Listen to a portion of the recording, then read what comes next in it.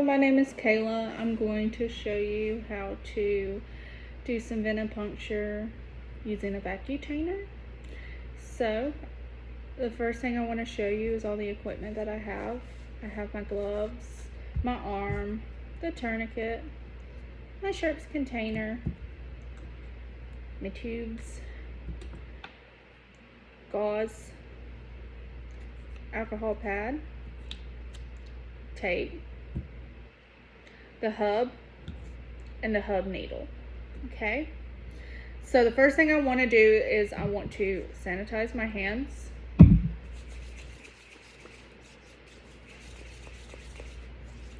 Then I want to introduce myself to the patient and confirm some details. Okay, so hi, my name is Kayla. I'm going to be your medical assistant today. Can I please have your full name and date of birth? Thank you. The doctor wants me to take some blood from you today. Is that okay? All right. So now I'm going to try and palpate for a vein. And it is extremely hard to apply a tourniquet with this arm because it is a pain in the butt and it likes to move everywhere. So, okay. And I'm going to take my index finger and I'm going to try and feel for the bounciness of the vein. Okay. And while I'm doing this, I'm going to ask the patient to make a fist so we can make the vein a little bit more prominent. So we're going to go probably right in this area. Okay. I'm going to remove the tourniquet since I found my site. And then the next thing that I want to do, sorry, my back itches. Next thing I want to do is I want to sanitize my hands again.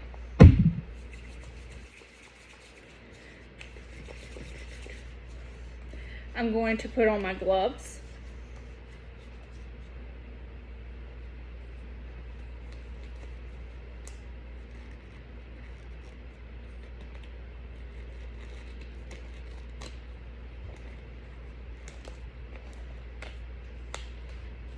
These gloves are a little big on me.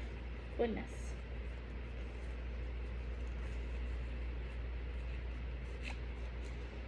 Okay. Next thing I want to do is I want to go ahead and I want to assemble the things that I do have. So I'm going to go ahead and kind of open up my alcohol pad. I'm going to go ahead and put my hub and my hub needle together. So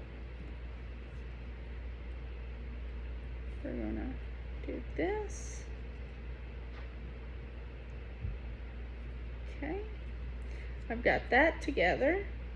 Okay, next I'm going to go ahead and I'm going to clean the site where I'm going to puncture.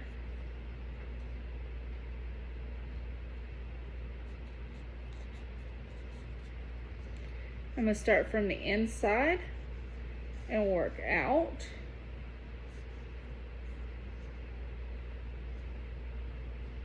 Okay, I'm going to go ahead and I'm going to put the tourniquet back on and pray that it kind of works with me today.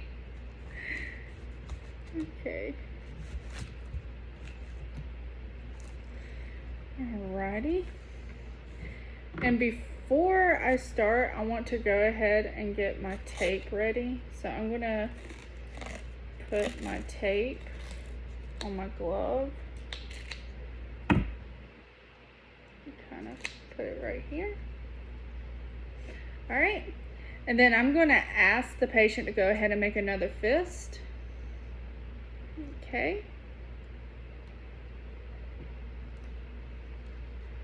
I'm going to remove the cap from the needle.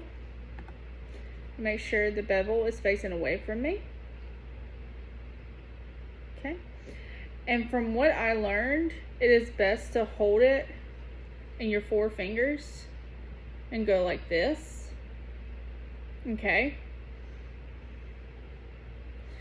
but I think I'm going to switch hands. I'm not sure. It'll be better in this hand. That works. Okay. So what I'm going to do is I'm going to kind of stretch the skin back a little bit. I'm going to go ahead and penetrate like so.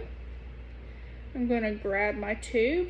Make sure that the label is facing away from me when I do it so I can watch it fill with blood.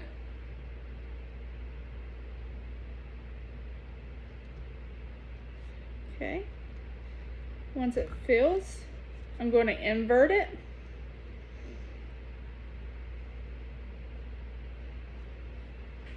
Okay. Then I'm going to go in with the second tube, still making sure that the label is faced away from me.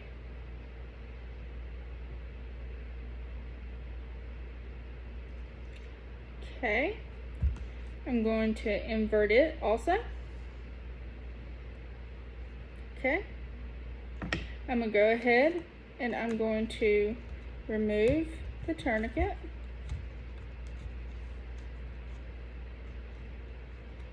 Okay. And then I'm going to grab my cotton swab, kind of put it over the needle before I remove the needle. I'm going to take the needle out, put it straight into sharps. I'm going to hold down the cotton swab. Okay. I'm going to grab my tape so I can secure.